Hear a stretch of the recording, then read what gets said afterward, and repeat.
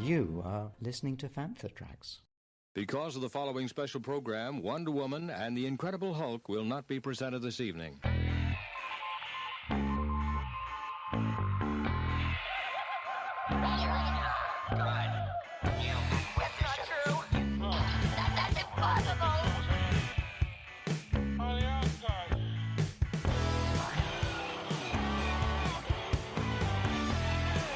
It's time to get all your Star Wars news in a single file. This is Making Tracks. Here are your hosts, Mark Newbold and Mark Mulcaster. That's not true. That's impossible. What's up, everybody? You're listening to episode 32 of Making Tracks, brought to you by the team at fanfortracks.com. And with me today is Mr. Mark Newbold. Mark, how are you doing? I'm very well, mate. How are you? I'm good. I'm surviving, as I think most people are. We've got another, 3 weeks worth of lockdown in the UK? Yeah. And luckily, the Rise of Skywalker Blu-ray dropped on my doormat yesterday, so a nice ray of sunshine has burst through the clouds, which is great. Have you watched the making of documentary yet? That was the first thing I did. Absolutely. In fairness, normally I do watch a film first, but I'm waiting on my UHD 4K copy, so I was like, I'll wait for that, because actually what Zavi sent me, I'd ordered the 3D version, because that was a steel book kind of cover, which looks lovely. Yeah. Let's watch the all the bonus content. Yeah, the Legacy of Skywalker documentary was amazing. It was beautifully shot. Coverage was really good.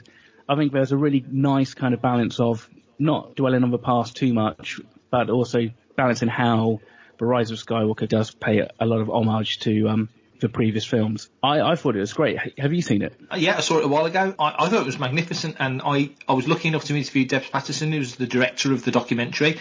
And she sort of explained a little bit about how they made the film, how JJ wanted a filmmaker to make the documentary as opposed to a documentary filmmaker, if that makes sense. It's almost like they were making two films concurrently. And obviously, as different people talk about over the production, different guys who've worked on the film have said, they shot a lot of stuff. And there was a lot of changes as they did it because, they were kind of tweaking and adjusting like they do on all films. So it was almost like making two films at once. But yeah, I thought it was a brilliant documentary, given that, she had access to like 350 hours of sort of archive footage, and some of it had not been seen before publicly, So to get into that and see all that, and like you say, all the comparisons between what they'd done before and what happens in this film is just really sweetly done. I was really, really impressed with the restoration you could see done on the archive footage, because some of that stuff I've seen before and it looked its age, but this, they've done a really good job on the cleanup, and I just kind of generally thought that it was just it was really well paced. And it was funny, actually, my girlfriend sat and watched it with me. She said, this feels like another film, and I said, that's exactly what it's meant to be. They cover every aspect of the story in almost in the order of the film, pretty much, to an extent. So that was quite nice. So it didn't jump around out of context with the final film's timeline, which I thought was really a nice touch. Like I say, we've been lucky with documentaries in Star Wars. The Director of the Jedi was a brilliant documentary, and there was good stuff around The Force Awakens. Yeah. Obviously, everyone remembers the beginning for Episode 1, which was like, that's kind of like the benchmark, isn't it? So we've been very lucky, but this was right up there with the best. I think so. I think it was put a nice little bow on the sequel trilogy, and I think it just went to show just again how much passion all the cast and all the crew had for this film and for the entire production, for the entire sequel trilogy. So that's always very moving. Obviously, they spent quite a bit of time talking about the absence of Carrie, which was quite emotional, I have to admit. But at the same time, the way that they did that and the way that they handled it, both in the film and actually in the Legacy of Skywalker, I thought was just beautiful. I'm Corey D, and I get my Star Wars news from Fantha Tracks. Episode 9, Season 7, The Clone Wars. Old friends, not forgotten. Mark, encapsulate for me your feelings and your thoughts on this episode of The Clone Wars. Mind blown, pretty much. Just the very first 10 frames of that green Lucasfilm limited text come up. You kind of knew you were in for something a little bit special, and I don't think it at any point slowed down or disappointed in any shape, way or form, really. I mean, we went from the old school Lucasfilm logo to the Clone Wars in red, which we always tend to kind of symbolise with special kind of episodes, but also the main theme as well, which... Is that the first time we've heard that, or is that just the first time we've heard it? To my recollection, it was. I don't remember, and please write, text, email, whatever, correct me if I'm wrong, but as best as I can remember, I don't remember them ever opening with anything other than the Clone Wars version of the main theme, if that makes sense. Correct, yeah. Yeah, it was wicked. I wonder if it's basically to do with how close we are now to Revenge of the Sith. That was basically the reason that literally, we're only starting probably this episode an hour or so, or a couple of hours before the events of Revenge of the Sith start to unfold a little bit. So, well, I mean, they were very cute in laying out the characters and geographically where they are. So you see Aayla Secura on Felucian, you see Plo Koon on Kata Nemoidia flying, not on the ground, but flying, just as he was in the film. And it says in the sort of the Tom Kane's narration, Jedi generals have been sent across the galaxy, and that was a great thing about Revenge of the Sith, was you really got the geography of how far apart all these generals were, how stretched the Republic was in these sort of final hours, especially as the Battle of Coruscant kicks off. And I think just the kind of the dynamic that Obi-Wan and Anakin have at the beginning is very much kind of just a prologue, really, to Revenge of the Sith, and that's possibly a really good way of kind of describing it. It felt almost, and this is going to sound weird because we've still got 3 episodes, 2 weeks to go until it finishes. And just to say, and I'll put it in the show notes, there was a tweet put out by one of the Lucasfilm Animation guys this morning saying, you guys clearly loving this, but if you let us know and we'll do more. So there's kind of an oblique reference to, maybe there's more of this to come, whether it's more episodes of the Clone Wars, filling in missing arcs, doing animated versions of things like Dark Disciple or Son of Dathomir and stuff like that, or just doing a series that continues after, the events going on. Whichever it is, Lucasfilm Animation seem keen to do more because they know that we're getting a buzz out of it. But it did feel like the end of the Martez sisters story. It almost felt like the end of season 7, if that makes sense. And that this, like you've just said, is very much a prologue to Revenge of the Sith, because that was the beauty of that old micro series run back in 2003, the Tartakovsky stuff that actually came out before Revenge of the Sith. It was taking you right up to the events of when that film opened. That pretty much finished with the Battle of Coruscant, didn't it? It did, as I remember. Yeah, pretty much. So so we're kind of one stepping on the toes of that beautiful little series, which I still wish was canon because it was gorgeous, and 2, filling in gaps, and it fits in so beautifully. You've just said about the Anakin Obi-Wan relationship. Absolutely agree. It was beautifully done. I mean, everything just seemed to just kind of click, and it was a really interesting kind of dynamic, not only between Anakin and Obi-Wan, but also the dynamic between Anakin and Ahsoka, because it kind of felt like Anakin was the one who was trying to kind of break the ice again. He kind of almost had that slight awkwardness about him that we haven't really seen from him since Attack of the Clones. Somebody said online yesterday, I've got to jump in, somebody said online it was a bit like, the end of Grease when Olivia Newton-John's character turns up and Danny Zuko's a bit like, whoa, he'd never seen her like that. And of course we don't know how far after The Wrong Jedi this was, and somebody online, I sort of said, I can't quite get the chronology in my head because obviously these episodes aren't in consecutive order, they're sort of backwards and forwards a little bit. And somebody says, they reckon it was 10, 11 months, so getting on for a year. So she has grown up, she's physically got bigger and she's grown up and she's matured. And like you say, Anakin's a little bit awkward and, hey, Ahsoka, how are you? And she's like, I'm here for business, let's crack on. And she's giving him those little looks of like, this is why I left. Yeah. You're just prevaricating, Obi-Wan's doing it by the book and she's like, we ain't got time to do it by the book. So it's just some great little character work in there. Where a lot of people maybe have discounted the Martez sisters arc, there is that kind of that one scene once we find out that the Separatists have invaded Coruscant airspace. Yeah. They have that kind of conversation between Obi-Wan and Anakin and Ahsoka's kind of saying, just a second ago we were just about to fly off to Mandalore, now because of politics, you're going to leave me high and dry and go and defend the Emperor, which is basically, in one way, pretty much what the Ratha and Trace and that's kind of their opinion pretty much. That was kind of their view on things and how the Jedi react to things in this current climate. I thought that was a really nice touch. It really kind of galvanised those 2 arcs. It did, and I really liked it because I've always said it when people have spoke about it, that it was clear to me as a fan and as a viewer that the public were increasingly annoyed with the Jedi. And you kind of see it in Attack of the Clones, but you really see it by Sith. You kind of sense it by Sith. So for this to pick up that thread, completely pick it up and run with it, and not just obliquely refer to it, but actually say, this is why the public don't trust you guys anymore. You're not here for us. You're here for Palpatine. You're here for the Chancellor. And Ahsoka can see it. Yeah. I've written my review for the episode. It's not quite out on the site yet, but it will be in the week. And, and I say, it refers back to that line that Palpatine, again, going back to the fact that bad guys almost always tell the truth and say it is. Palpatine says to Yoda, your arrogance blinds you.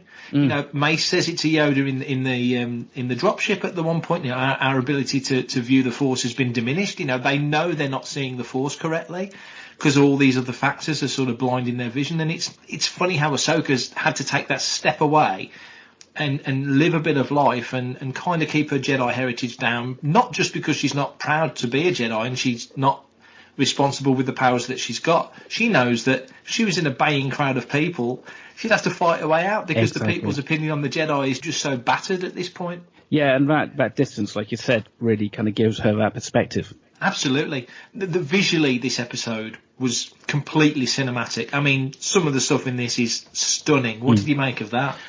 I've said all along, this whole series is just mind blown. But this episode, the battles and real kind of atmospheric elements, the smoke created so much lovely texture, and the lighting was done in such a beautiful way that it just, like you said, it felt very cinematic. It felt like whatever happened after this, and with respect to how much pressure or cajoling that we give Lucasfilm and Disney, this definitely feels like all chips on the table. We're going to make this as stunning as we possibly can, so that if there is never another Star Wars animated series, or if it's not another Star Wars Clone Wars episode, people can look back at this arc and just say, this is the best, basically. This is literally the paramount of animation, art and style and execution. Couldn't agree more. It felt musically as well. The music was gorgeous. It felt like it was spotted like a movie rather than a TV episode. Sometimes TV feels like they're waiting for the advert breaks, and this never felt like that. Every element was fantastic. Fantatrax. Voodoo! Right now we're going to step over to our friend Lee Towersey. Part 1 in this episode, part 2 in next episode. But this is me and Mark talking to Lee Towersey, who of course worked on the Star Wars movies. Since we last spoke, a little film came out that made about $1 billion around the world, Rise of Skywalker. We haven't spoke about what you did on that film yet. Tell us a little bit about some of the projects that you got stuck into on that film. Fortunately, as normal, I was there quite early for the pre-production stuff, where the guys are designing the droids. You've got them doing the artwork and the concept stuff, and we're picking droids and what we're going to be making and so on, and the director and the production team get to choose what they would like us to make.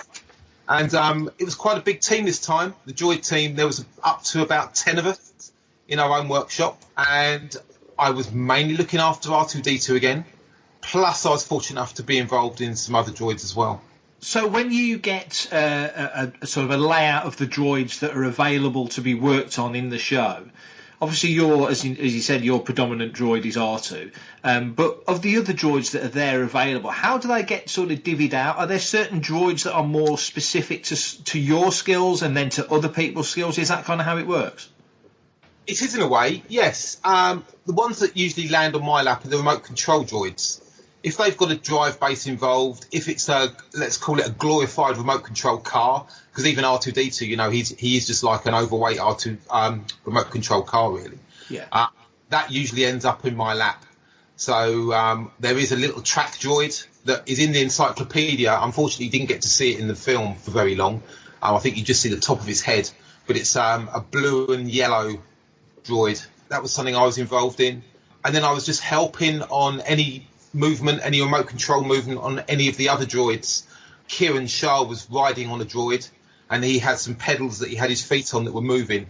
So myself and a guy called Adam Keenan, we set up a rig where he just had a remote control, and it looked as though his feet, which were puppeteered through radio control, it looked as though he was steering the droid that he was riding with remote control. So we were just doing that off camera. So just little bits and pieces like that. And then, because there were 10 of us in the droid room, then do get to eye up. You see these drawings and the work that we're going to potentially be making, and people just generally eye up what they quite fancy making and just grab the bits of paper, and we all come to agreement who's going to be making what. And we pretty much share the work out between us. And people have got certain skill sets. They're better at some things than others. Yeah. And going by the aesthetics of the droid, that does help you, decide which is more suitable for you or not. And it usually works out quite well. And we can jump on and help each other out as well. There's not always one person building one droid. You may jump on and help people out with various aspects. And if they're running a little bit behind, you can all help out and put in a night shift or something like that, and get it bashed out and finished in time. So if you're really passionate, if you're looking at the board and there's something you're like, either that's really within my wheelhouse, I really want that droid, or I've never done one like that, I really fancy a crack at that, you as a team can sort of roll it around and know that you've got each other's back if there's a problem or whatever it might be. Absolutely that. Roughly how long does it take you guys to kind of build a droid from conception to when it's rolled out? Are these things turned around pretty quickly? We never have long enough, Mark, because the actual time to build, we built droids in a day before, but usually it's about 3 weeks. Wow. We usually do a mock-up out of cardboard just to get the scale of it and make sure that the designer is happy with the size of the droid, because we are only looking at a piece of paper. It's not a CAD drawing or anything like that, so we haven't got dimensions. They help us out by usually drawing a character, drawing a person next to the droid, so it gives us an idea of scale. But to make it into a 3D object, we have to just mock it up if we've got time. From the mock-up to the finished painted droid, usually about 3 weeks. That's what we usually do. But I say never enough time. When that 3 weeks is over and you've finished, you wish that you could probably go back and make it lighter, or just have a different approach on the build once you actually finished it. If I did that again, I'd probably do it in a slightly different way. But we don't get that time, because before you know it, you finish your 3 week build and you're on to the next thing. On to the next one, yeah. And I suppose that's just kind of the beautiful thing of hindsight, really, isn't it? That you can look back and you can see that. And I suppose the next time you do then attempt a droid, you can then try those different techniques. Definitely, yes, definitely. I've learned a lot. It's been 6 years now I've been at Pinewood, and I've definitely learned a lot over that time. With approach on electronics, and various other things, materials as well. I've learned about new materials, and it's just skills that people bring in. They favour certain approaches, and you soon pick up whether it's better than your approach or not. And you've got to admit to that and embrace it, and it helps you along the way. And we all share information on approaches to builds and what have you. But just to quickly go back on the 1 day build, it was going back to Solo. We were doing the control room where L3 breaks everybody out of the control room, and it's just complete chaos. And they quickly wanted a couple of new mouse droids. And one of the guys in our workshop, called Paul Shabesta, he's a very talented model maker.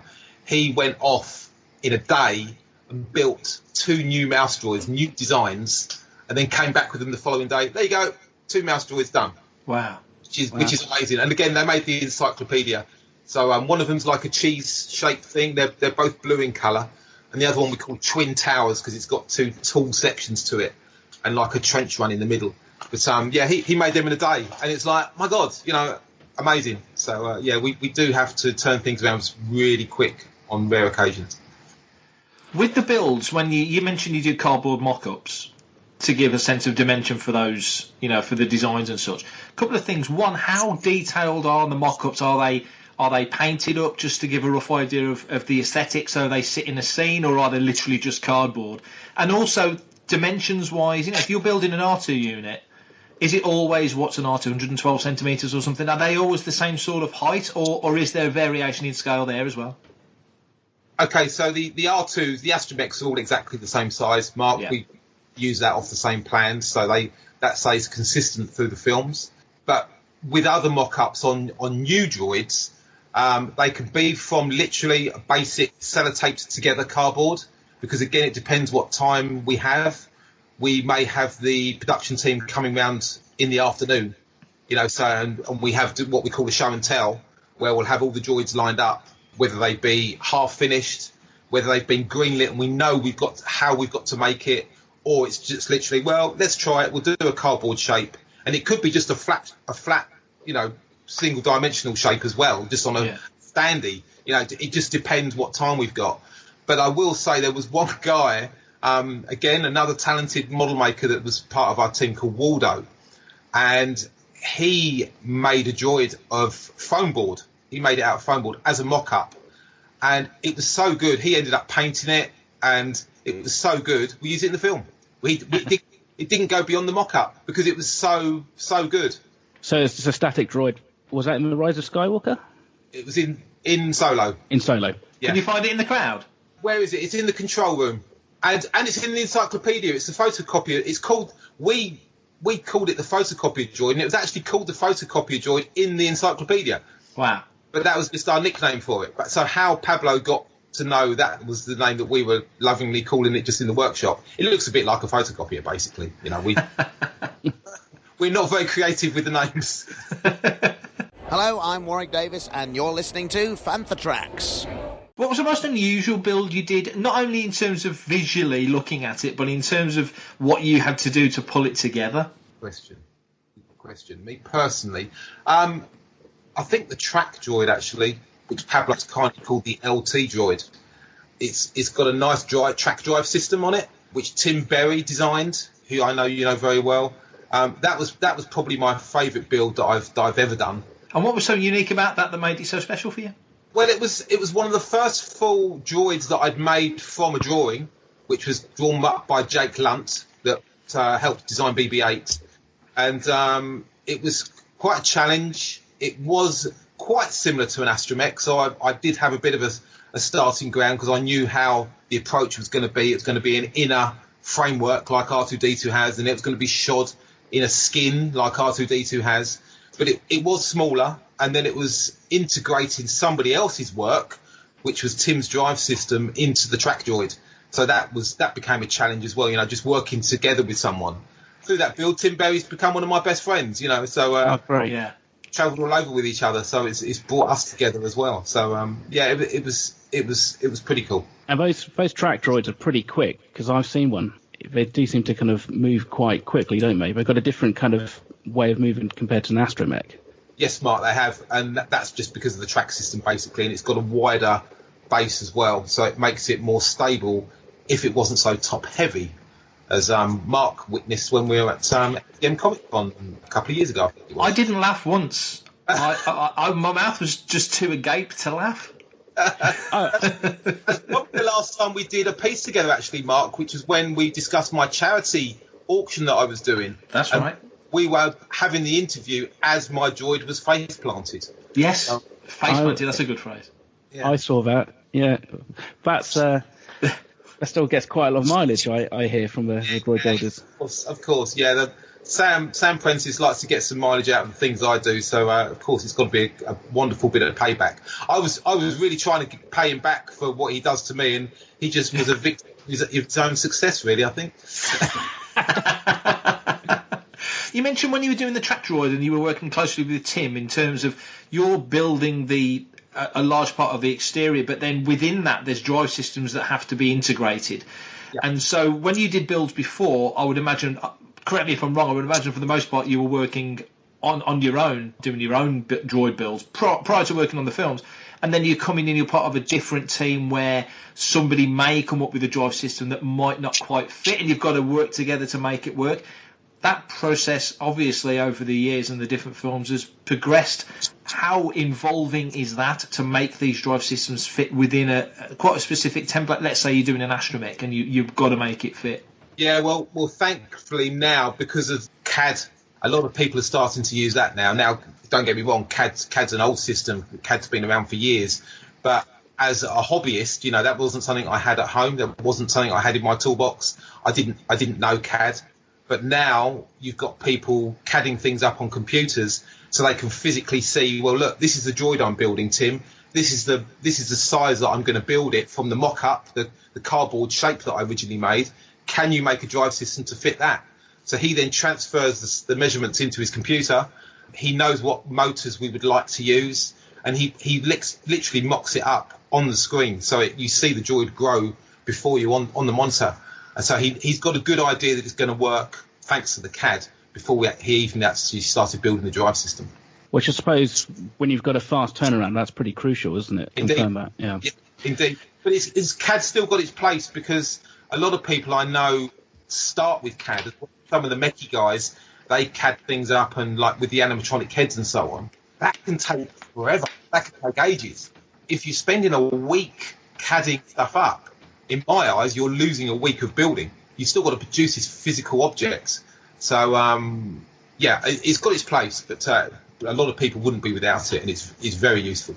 So, since you started then, has there been one kind of main technology that has come along that's really helped you in your, when you make the droids? Is there like a time-saving kind of process that's kind of you've learned, or? I think certainly with the film industry, Mark, it's all about the team. So, yeah, approaches are different on builds and so on, but the creatures department is massive. And, I've already mentioned that I'm part of the model making team, which was 10 of us. But then you've got the mech shop, you've got the electronics guys, you've got the fabrication team, you've got the mould shop, you've got the foam shop, you've got the paint shop. There's so many different departments within creatures that the way you all pull together and all those different skills. And as much as I like painting, I do try and paint some of the droids myself, for example.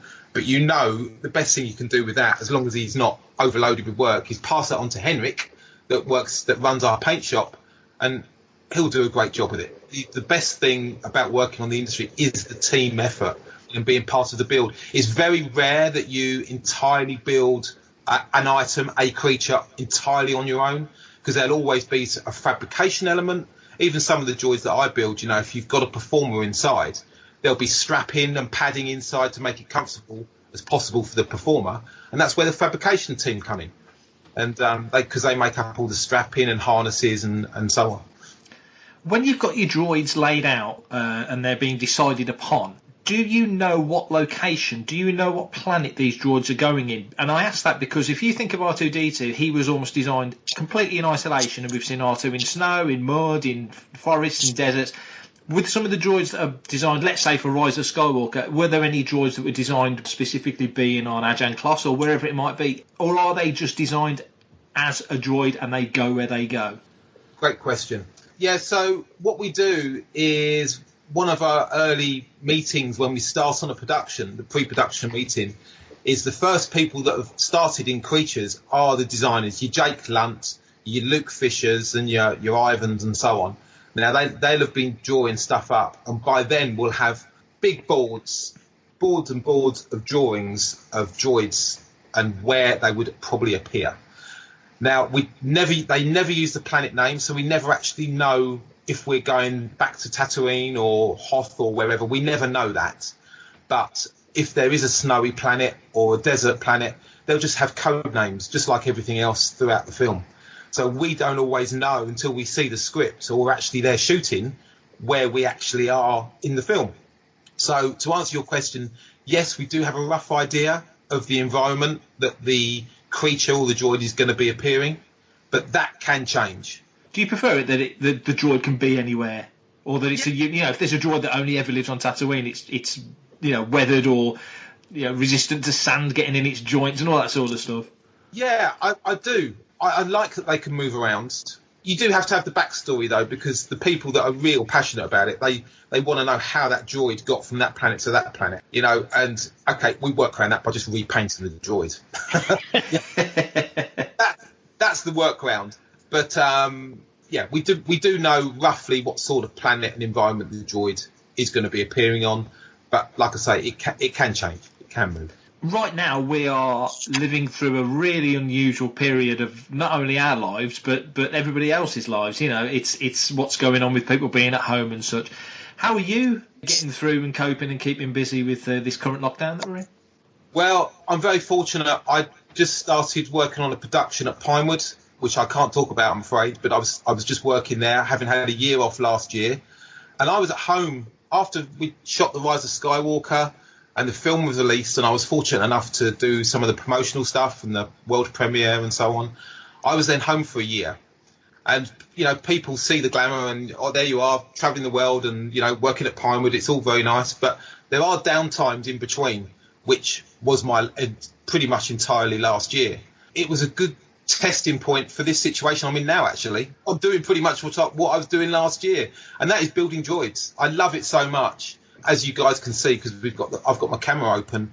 I'm sitting here in my workshop. I'm managing to finish some of my droid projects. I'm not a very focused person when I'm at home working on droids, so I do flit around from one droid to another. So I'm keeping busy droid building, and luckily I've got my own business as well. So when I'm not working in the film industry, I can fall back on my own business, and I can just open and close that as required. So yeah, a bit of work, but even more droid building. So I'm very fortunate, and anyone in this lockdown at the moment, if you haven't got a hobby, I highly recommend try and find something you enjoy and embrace something, from whether it be doing jigsaw puzzles, something you can buy off the shelf, something to do, or find something to make, whether it be costuming or droid building or whatever. Just join some groups and see if you can make something. On Fantha Tracks, we have a slew, there's a new word for you, a glut even of contributors who write for the site and do podcasts and various other things, help us out at events and conventions. One of those guys is a fellow called Paul Naylor, professional journalist for the Express and Star for nearly 25 years. He now writes for Fantha Tracks, and he was recently on BBC Shropshire. If you're a Star Wars fan, the arrival of Disney Plus has been particularly exciting because one of the big exclusives they've got is the first Star Wars TV show. So I, using the wonders of modern technology, went to a galaxy not too far away, I call it Newport, to hook up with someone called Paul Naylor. Now, he is a feature contributor for one of the big Star Wars fan sites. It's called Fantha Tracks. So I thought, well, who better to give us a bit of a review and a précis of what The Mandalorian is all about than Paul. But I started off by asking him a little bit about how he first fell in love with Star Wars when that first film came out all the way back in 1978. It was a cold and frosty February morning, and I can remember standing in the queue outside the Clifton Cinema in Wellington. And like so many cliches that we've heard in the past, it was the film that changed my life. What was special about it, though? Why was it different to anything you'd seen before? Well, for a start, I was quite young anyway. I was probably at the perfect sweet spot in terms of capturing a new audience. But I think for older people that saw it at the time, they said that it was very much against what the flow of cinema releases were at that time. There was a lot of sort of very downbeat films, such as like Poseidon Adventure, where it was always like a very dramatic, almost negative ending. And Star Wars certainly had one of the most upbeat endings to films in the late 70s. So after the first three films, we then had loads of fallow years, no Star Wars, and then Disney took over, and it's all gone berserk, hasn't it? Once Revenge of the Sith came out in 2005, that was supposedly the end of Star Wars. Disney then acquired it.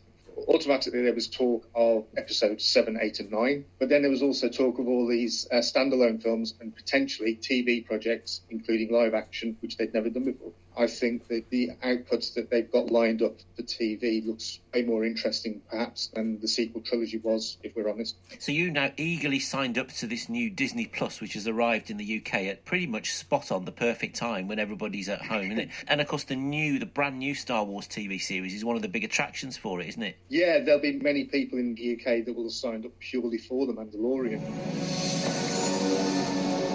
Is the world more peaceful since the revolution? It is a shame that your people suffered. But bounty hunting is a complicated profession. When this was released in the US at the tail end of 2019, it was done in very much the same way as they're doing it here now, which is they released the first couple of episodes, and then you'll probably get one at the end of this week, and then you'll get another one the following week. There's only 8 episodes in the first season anyway. I have seen all 8. Because you know people who know people, don't you? Yeah, through my links to the Star Wars community. Give us a spoiler-free précis of what The Mandalorian's all about. Set the scene. The actual costume that The Mandalorian wears is very reminiscent of a character called Boba Fett that appeared in the original Star Wars trilogy. When they announced that they were going to release The Mandalorian, and we saw the first publicity shots of the very familiar-looking helmet, people were thinking, well, hang on, is this Boba Fett? But it isn't Boba Fett. It is a completely different character. Is every single episode a different story, or is it one continuous story? You could link it all together into one continuous story, but each individual episode is a story in its own right. In terms of the character, the Mandalorian, certainly from the first couple of episodes that are available now,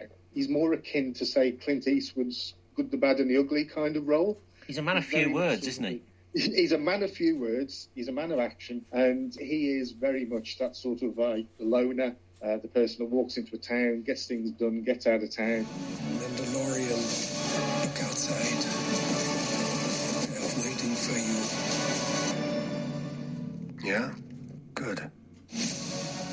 There's also some fascinating sort of co-stars. You've got Nick Nolte playing the voice of a little Ugnaught character. Now, an Ugnaught is like a sort of pig crossed with a human, if you like. But he does the voice, but somehow facially he also looks like Nick Nolte, which I don't think Nick Nolte would be too pleased about me saying. He won't be pleased if he knows he's been chosen for that purpose, will he? And then, but you've got some really good, strong directors attached to this as well. You've got Bryce Dallas Howard, who's the daughter of Ron Howard, who people probably recognise. Jurassic World fame, isn't she? Yes. The Jurassic World trilogy, yeah. And then you've got Taika Waititi, Jojo Rabbit director. He directs an episode. So now I always get put on the spot on Films at 4 on BBC Radio Shropshire to give my ratings out of 10 when I'm talking about films. So The Mandalorian, your mark out of 10 compared to maybe some of the other Star Wars productions? I think that The Mandalorian is a strong 8, maybe even a 9. It's rebooted Star Wars in a way that it needed. Paul Naylor, stay safe and may the Force be with you. And you too, my friend. All the best.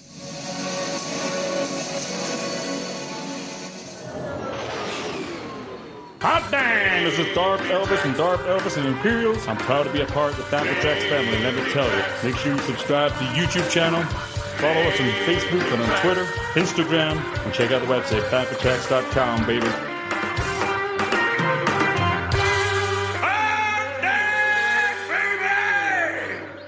So, as we have over the last few episodes, we've requested some listeners' questions from our loyal listeners and followers of Panther Tracks. We've had a couple come through today. First one from Greg McLaughlin, Rebel Base Card, great podcast. I've been a guest on it. Listen if you get the chance. His question, I'm sure things like autograph and picture ops will look completely different regardless. Will we keep with social distancing even after the coast is clear? That's quite a relevant question, obviously, given what's going on. What do you think, Mark? Do you think that this will make us so cautious and so reticent to be too close together that social distancing will almost by rote become part of our daily life, really? I guess that's what he's asking. Oh man, that's a really good question, to be fair. Do you know what? I think that in the short term, possibly, but I think as time goes on, and assuming there's no COVID-20 or whatever, that I think things will get back to normal. I mean, that's an interesting point about autographs and photo ops, because especially photo ops, the whole notion of a photo op is that you're in a photo with somebody and you normally stood side by side, or they have their arms around you.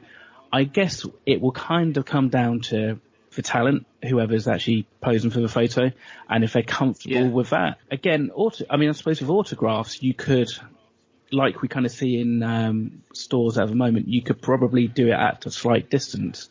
But again, for some of maybe the smaller conventions that don't necessarily charge for selfies and stuff like that, that again might be something that may just kind of just naturally ease off. And I think that will be the thing. Once we get back into things, I think we'll all naturally be more aware of maybe our own distance from other people. But also then I think it might actually just it will take a bit of time, I think. Doesn't it feel a bit like, when people get a bit, I'll you know me, I'm a hugger. I'm a hugger, yeah.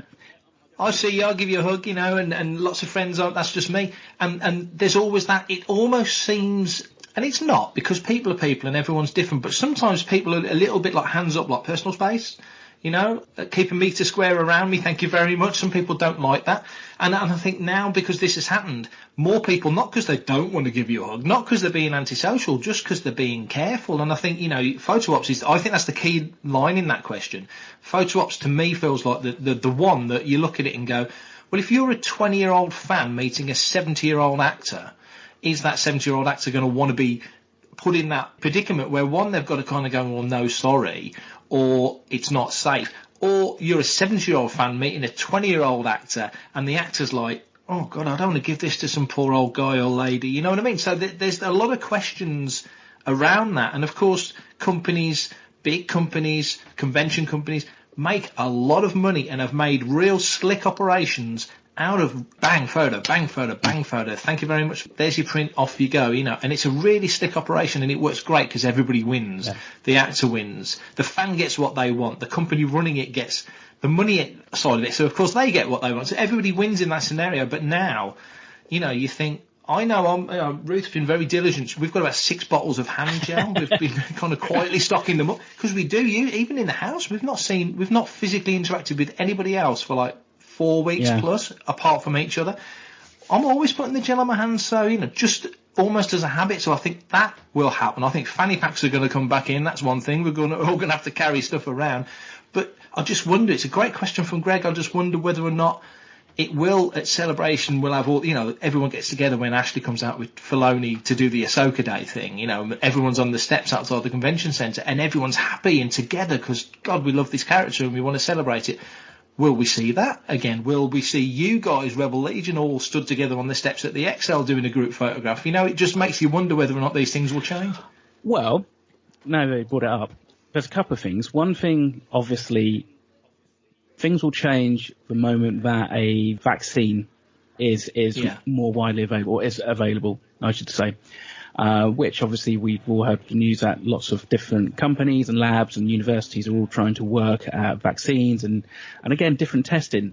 I have some friends who both unfortunately caught COVID-19 but had very mild symptoms, but they're now obviously they're through it, they were fine, they self-isolated, and they're now like, well, we've had it now, can we go back to, we've had it, so, and we've passed that kind of where they're kind of like the exposure period where they could kind of pass on to other people. So they're like, no, well, actually, to be fair, you know, we're all right. But obviously, it's those who haven't had it, and especially when you bring up, obviously, with Star Wars, and especially the original cast who are getting on in their years, you know, that kind of age group are more susceptible to it, it would appear.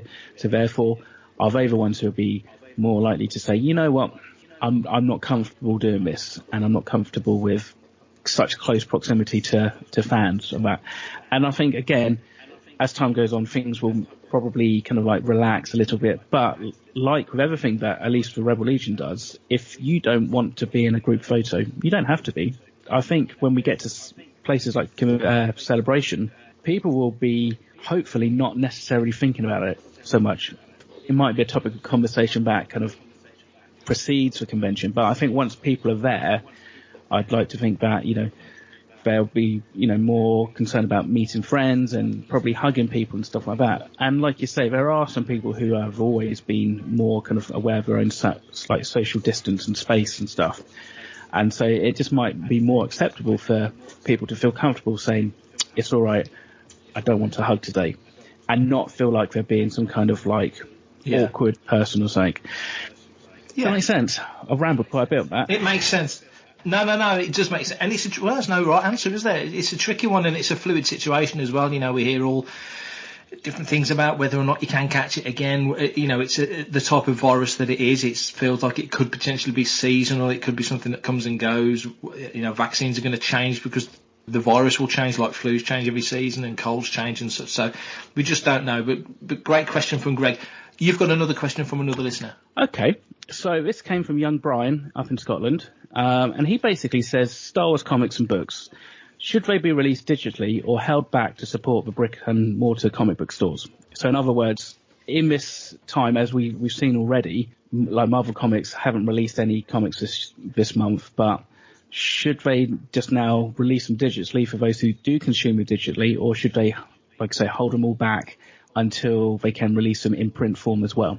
Yeah, that's a tricky one. I mean, I'm a physical collector. I love having them digitally because it's easy to review them.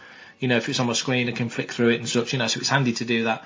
But I don't know. I mean, I wonder where financially now, you know, you're paying, I don't know, £3 a comic. Let's say, pick a number, £3 a comic. You know, what percentage of that is for the print and paper that you're buying, and what percentage of that is the digital cost, because you do have the little, the sticker thing with the code inside if you want to, read it digitally.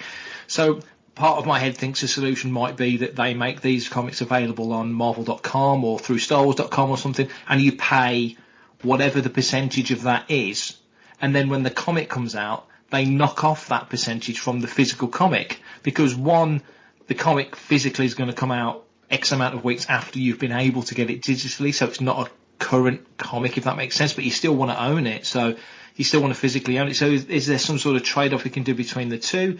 It's a good question from Brian, because like you say, a lot of comic shop, on our team, Matt Booker runs a comic and toy shop, this is going to be affecting him massively, so he's going to want to know, I'll get my comics from Matt, so he's fine with me, I'm going to have them anyway because I'm a collector as much as a reader, but a lot of people might think, I've read it now, I don't need the physical comic. You're going to get that. That's very true. I think, I'm like you, I tried reading comics digitally, but I don't know, it's something about holding the comic. It's one of those things. I consume a lot of my books anyway, via audiobooks, via Audible. Yeah. I always buy the hardbacks anyway, and I have an Audible subscription, so I'm already to a degree consuming them digitally.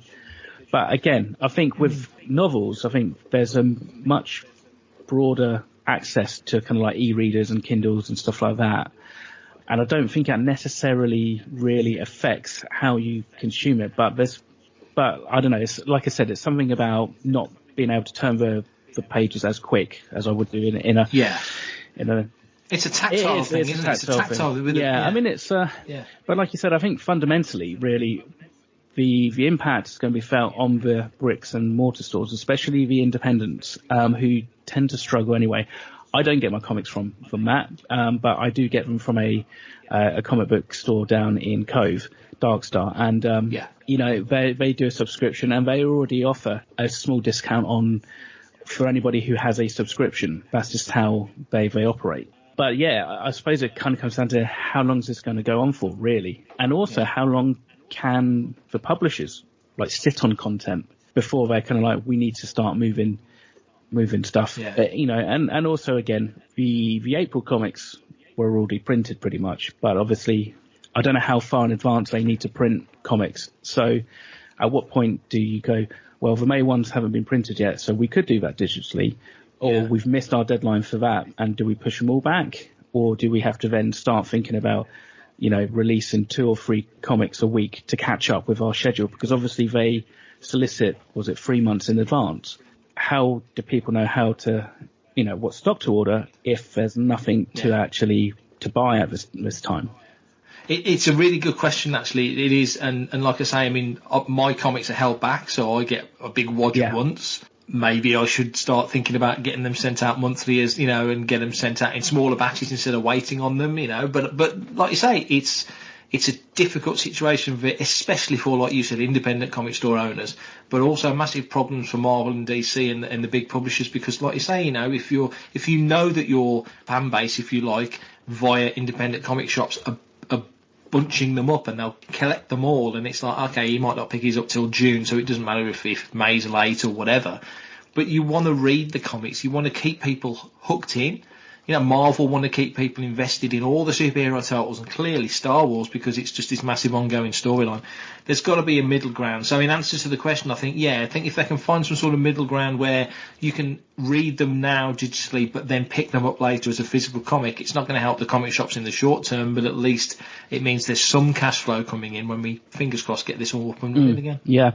And also saying that, like I said, for me, I don't live anywhere near my comic store, so I don't know. Exactly. So, I pay for mine. I get a text once a month saying the total for your comics is, or whatever it is.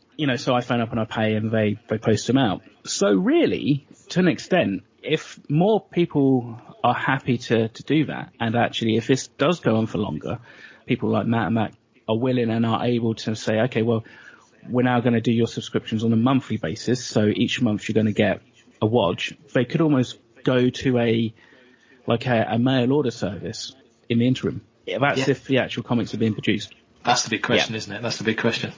So thanks to our listeners, as ever, for sending in those questions. Always appreciated. And next episode, we'll bring some more listeners' questions. Hi, Paul Blake here, Greedo from Star Wars A New Hope, and you're listening to Fantha Tracks. So on the site last week, we ran a competition giving UK listeners and readers the chance to win 2 copies of The Rise of Skywalker. 1 copy would be won via the website, and the second we will announce in a moment will be available through this very podcast. We've chosen a winner for the website competition, and so the winner of our Blu-ray, Rise of Skywalker Blu-ray, is Paul Tibbs, and we'll drop him a line and let him know that he's won. But Paul, congratulations, you've won a copy of The Rise of Skywalker. Now, this is episode 32 of Making Tracks. Episode 33 is out later in the week. Episode 34 is out a week today. On that episode, you will find out who has won the latest second copy of The Rise of Skywalker on Blu-ray.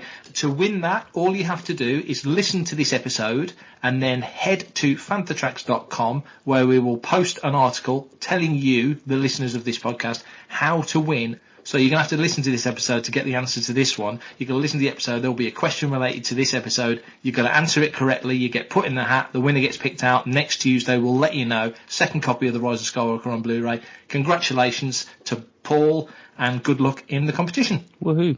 I'm leaving that woohooing. Okay, so we've come to the end of episode 32 of Making Tracks. I think we've covered a lot of ground in this episode. We've spoke to Lee, we've talked about Old Friends Not Forgotten, we've talked about the Rise of Skywalker documentary, we've even given somebody a copy of The Rise of Skywalker on Blu-ray. Thanks for listening. If you want to stay part of the action and up to date on all the Star Wars news, check out Fantha Tracks app via the App Store on your mobile device. You can reach out to us via email at radio@fanthatracks.com, so if you're sending in your listeners' questions, that's where you need to send them to.